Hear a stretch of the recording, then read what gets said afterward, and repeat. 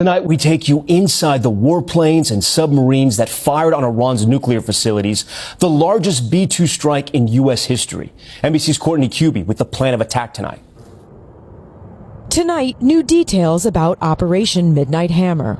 Just after midnight Saturday morning, a group of U.S. Air Force stealth B-2 bombers took off from Whiteman Air Force Base under the cover of darkness.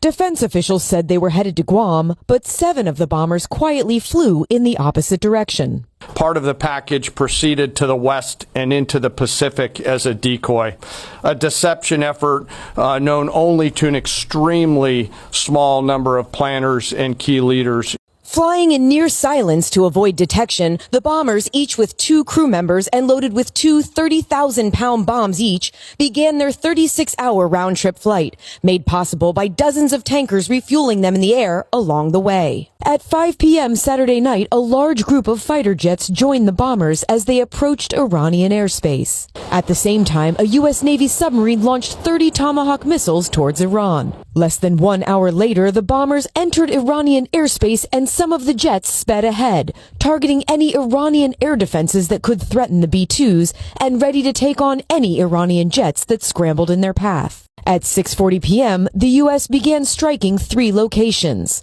dropping 14 massive ordnance penetrators known as bunker busters on Fordo and Natanz, just as Tomahawk missiles crashed down on a 3rd site at Isfahan. By 7:30 p.m., all of the aircraft were safely out of Iranian airspace. According to the Pentagon, Iran never fired a shot at the U.S. aircraft. Iran's fighters did not fly, and it appears that Iran's surface-to-air missile systems did not see us. Throughout the mission, we retained the element of surprise. The B-2 bomber, the only aircraft in the world that can deploy the massive bomb, this marked the largest B-2 strike in history. A historic mission cloaked in secrecy.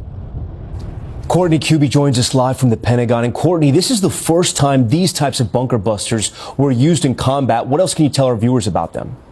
Yeah, that's right, Tom. These 30,000-pound bombs are uniquely suited to target underground facilities like the one at Fordo.